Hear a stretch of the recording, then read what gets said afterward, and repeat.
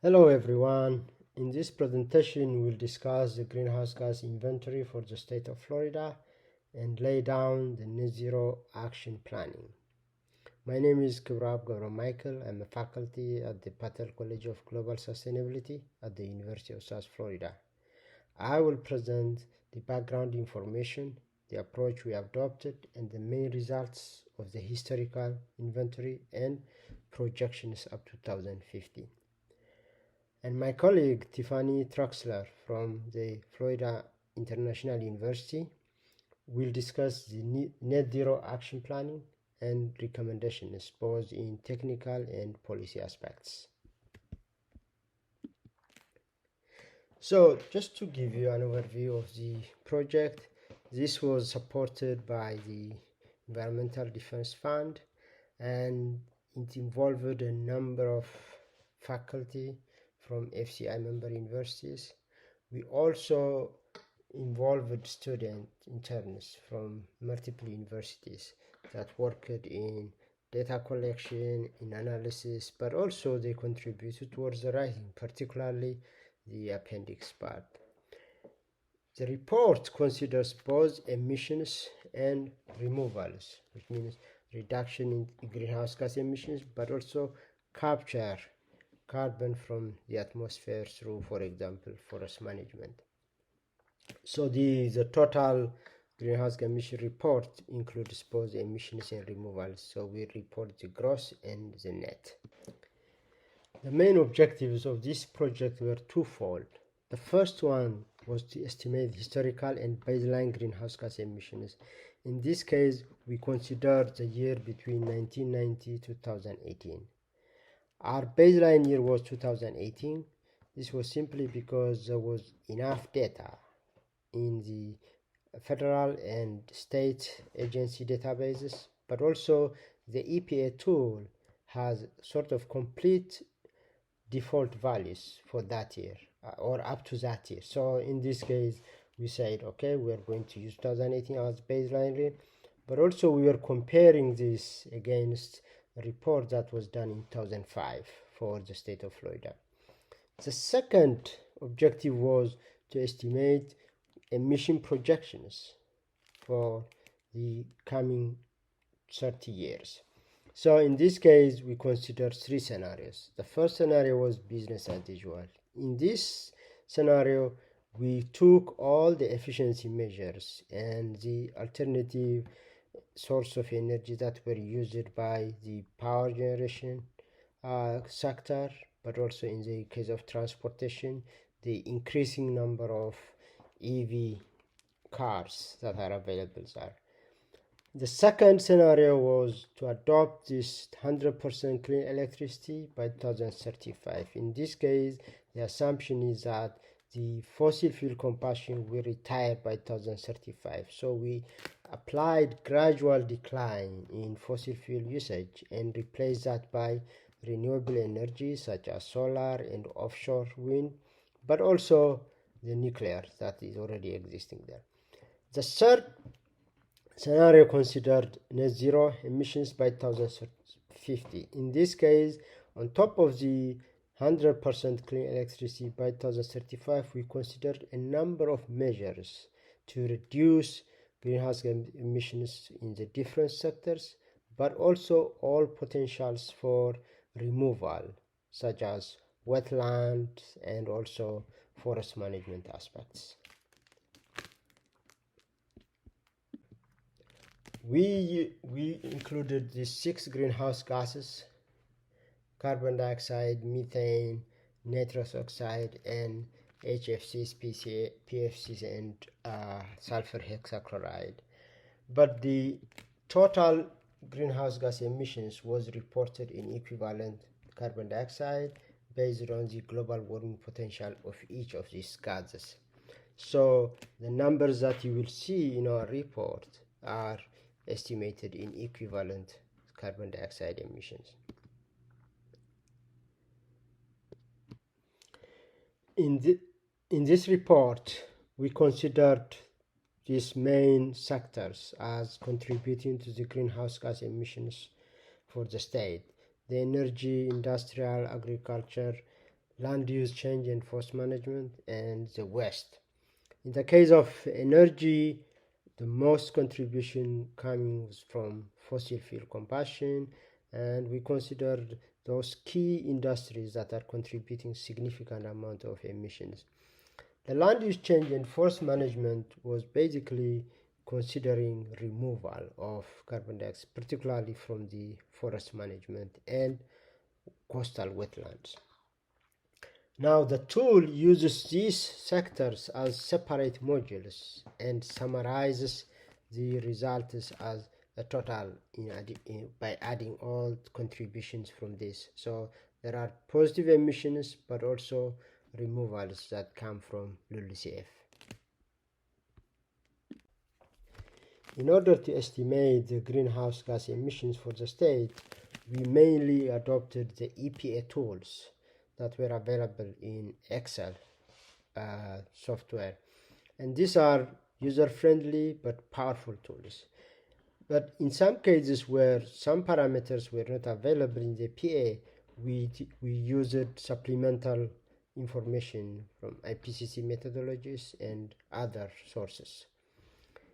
Basically, there are two tools that we adopted in this case. The first one is the state inventory tool, which is called SIT, and we use it to generate the baseline and historical data from 1990 to 2018. And the second one is the emissions projection tool. We use it to project from 2019 to 2050. The projection tool is actually connected to the SIT, where we can import baseline and historical data that could be used as the basis for projecting the greenhouse gas emissions. So these two tools were basically used with some additional information from other sources. Once the emissions from each sector are estimated, the tool actually summarizes the emissions by gas type, by sector, but also it helps to estimate emission intensity. So in terms of the gas types, you can see the emissions in carbon dioxide, methane, or nitrous oxide. So what the contribution from each of these are. And in terms of the sector, you can see the emissions from all these different sectors that we considered in these projections or in these estimations of greenhouse gas emissions. For example, what is the contribution from the energy sector, from the agriculture, industry, and also the reductions from LULUCF. The emission intensity gives us actually what is the contribution per person or per GDP or GSP. In this case, we were able to normalize greenhouse gas emissions per population or per economy of the state. Table that can be generated from the tool. This is a summary sheet for carbon dioxide emissions from fossil fuel combustion. As you can see, it shows the results in terms of the different sectors, the emissions from residential, commercial, industrial, and transportation, as well as energy. But also it shows emissions from the different sources like coal, petroleum, natural gas, and so forth. So it is very powerful visual tool that actually summarizes the emissions in different ways to interpret the results.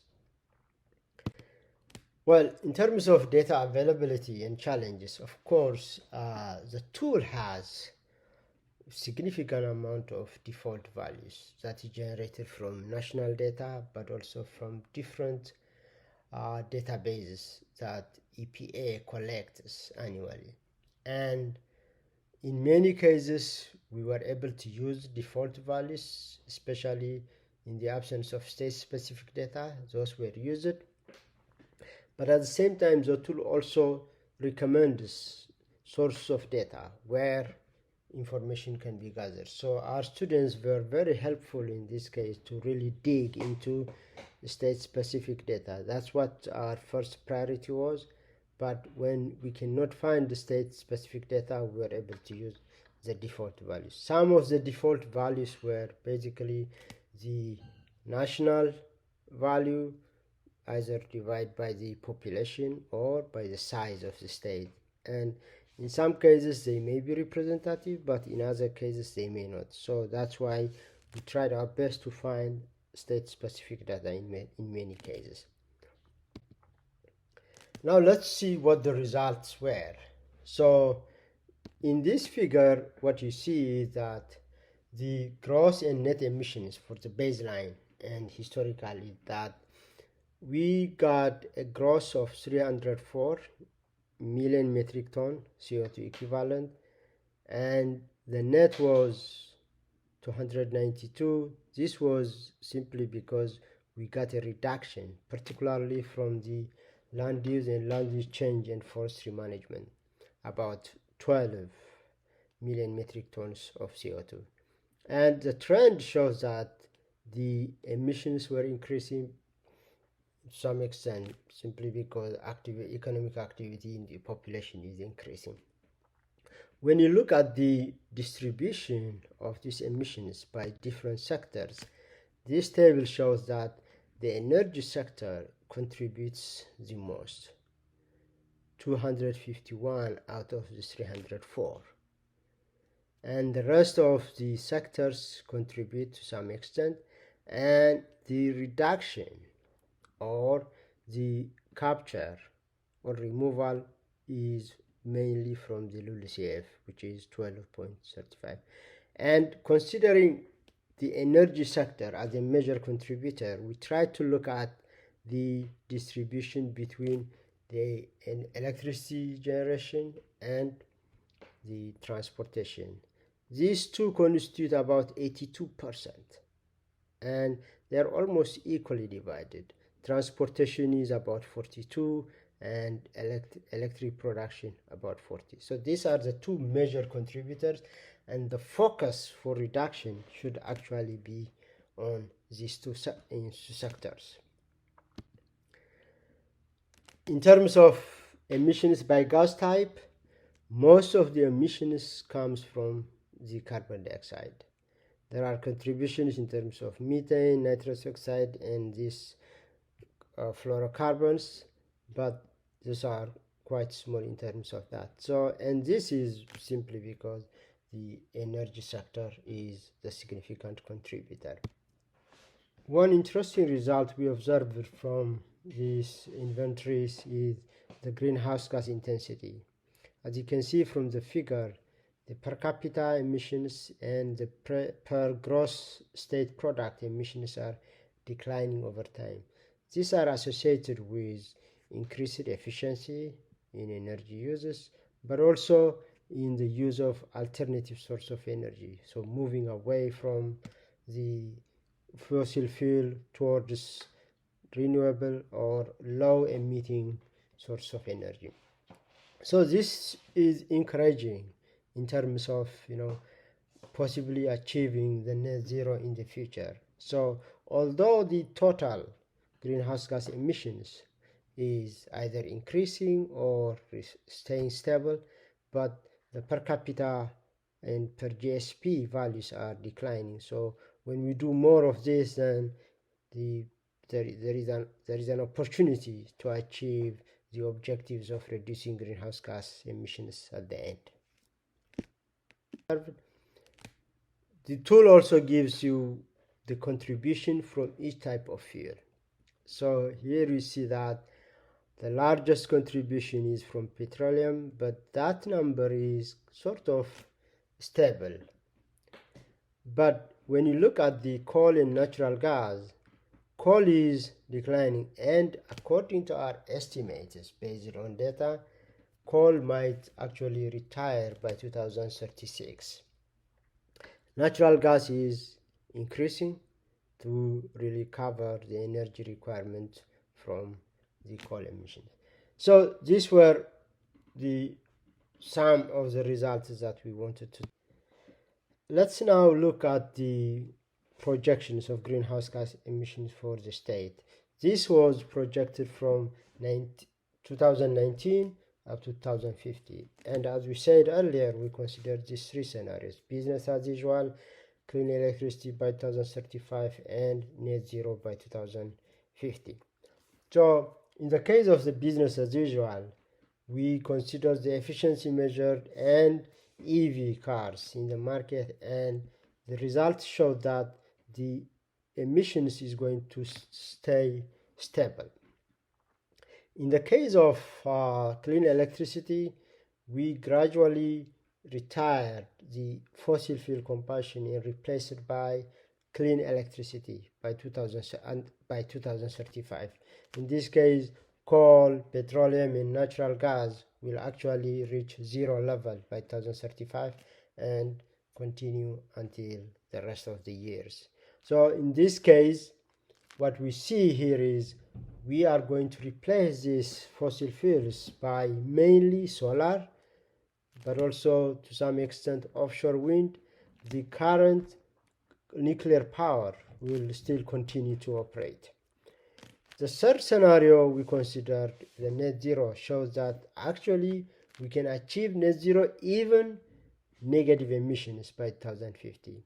In this case, we considered all the actions for the clean electricity, but also we included additional measures that may include emission reductions in the ag, in the industry, and also increase the capture or removals from LULUCF, but also reductions from the waste sectors.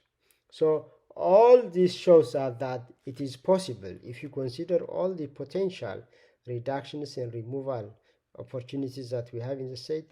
We should be able to achieve net zero by 2050.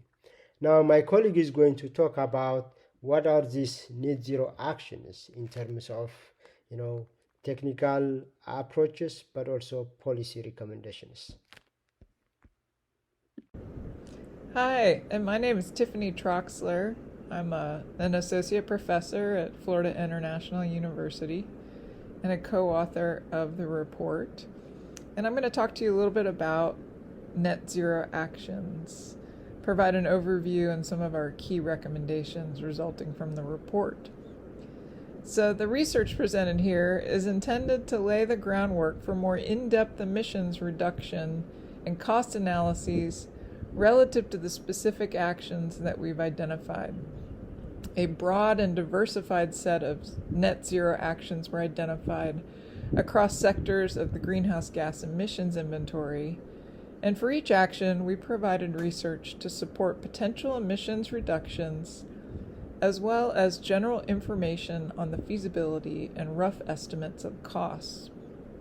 The suite of recommended actions is not all-inclusive, but lays the groundwork for immediate and achievable emissions reductions to achieve net zero and, in fact, negative emissions by 2050. A critically important endeavor if we're to avoid the most significant impacts of climate change. Specifically, implementation across sectors is anticipated in the 2023-2025 timeframe, depending on sector and action. Notably, small levels of actions launched within the next 1 to 3 years increase the potential for successful implementation toward net zero emissions by 2050. The actions described are subdivided into sector-specific net zero actions, followed by descriptions of financial mechanisms for reductions, removals, and storage of greenhouse gases, and potential state policy actions for net zero objectives. The largest impact in reducing greenhouse gas emissions in the state of Florida is clean electricity and net zero actions within the energy sector, primarily in electric power generation and transportation. You'll see here the large proportion of energy-related emissions reductions that can be achieved.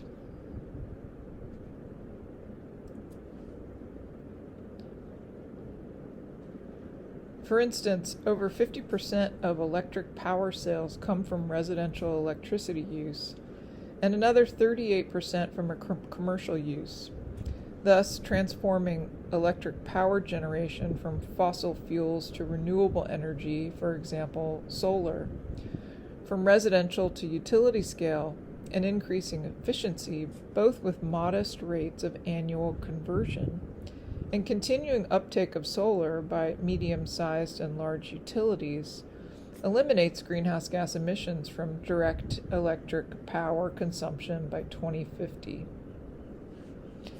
And here you see a number of areas where those emissions reductions lie.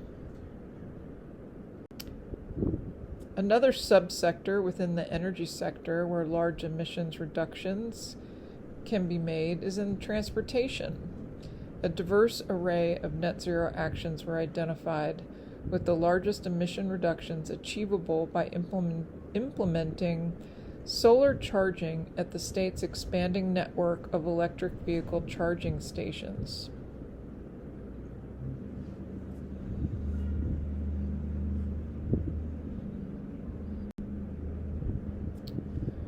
For industrial processes and product use, a number of net zero actions emerged. The largest emissions in this sector were associated with cement production, adipic acid production, and use of fluorinated gases. For concrete production and use, decarbonization strategies included methods to replace and reduce the amount of Portland cement used to produce concrete, use of alternative aggregate in concrete production, and approaches to promote more efficient concrete usage in construction projects, among others. For adipic acid production that emits nitrous oxide, with a global warming potential nearly 300 times greater than carbon dioxide, certain plant operational procedures can be put into place, including destruction and recycling.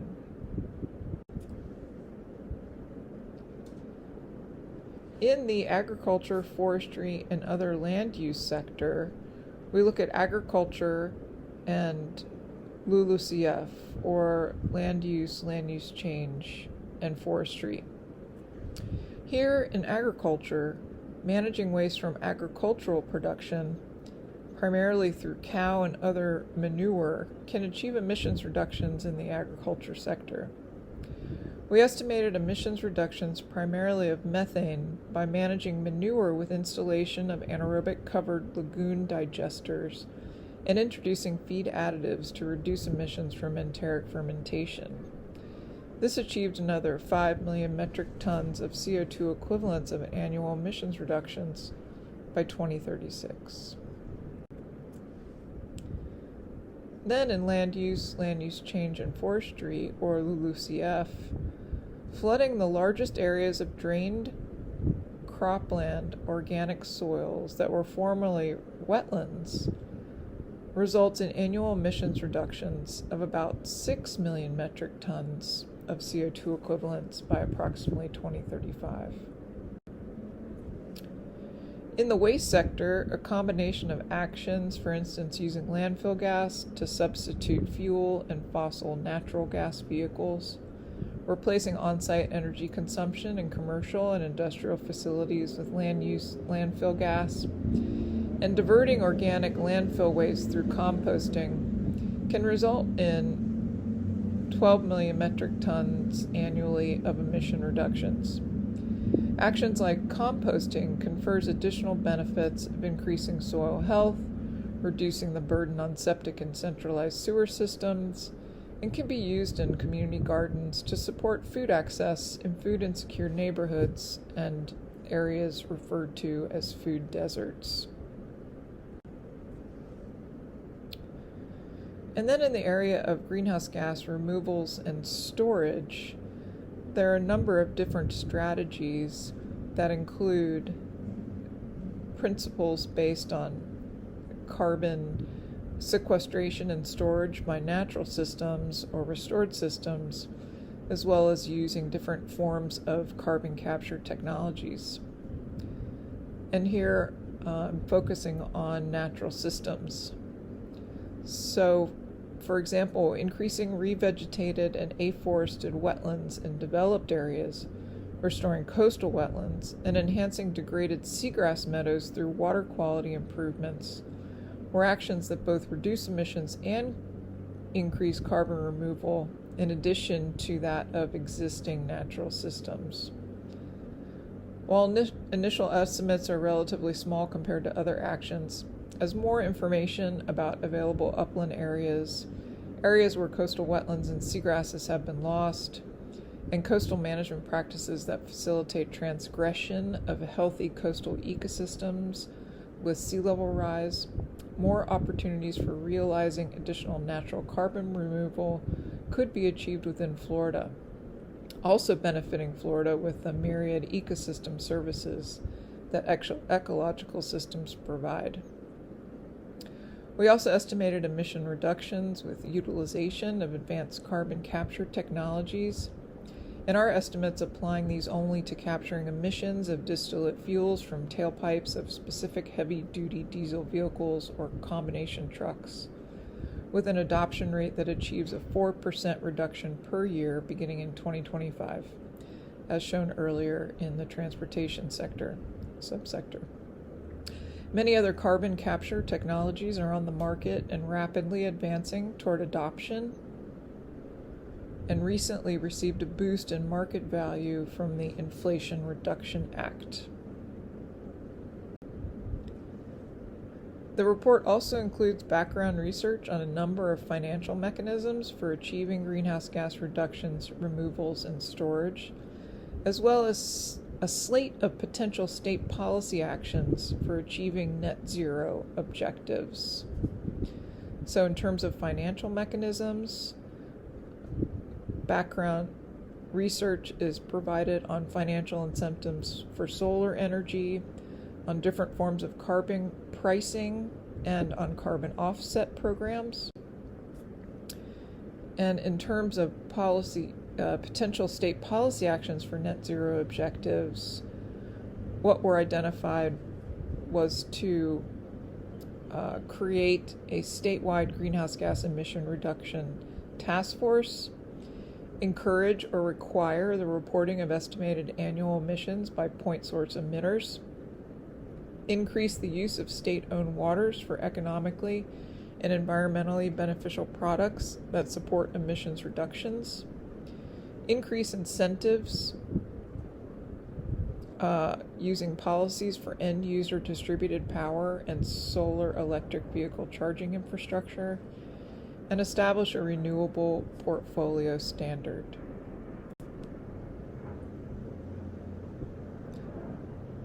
So is it possible to achieve net zero and even negative emissions in the state of Florida? Yes, it is. Based on this groundwork, recommended next steps include more detailed emissions reduction estimates and cost analyses relative to the specific actions identified that were not possible within the scope of the project. So thank you so much for listening. Please reach out to Dr. Gerber-Michael or myself for any questions or feedback. We'd also like to acknowledge experts at the Florida Department of Environmental Protection and the United States Department of Agriculture, as well as the Environmental Protection Agency, their greenhouse gas inventory staff within the EPA's Office of Atmospheric Programs in the Climate Change Division, and the National Oceanic Atmospheric Administration's Office for Coastal Management, and contract staff for their contributions to this work. Thank you very much.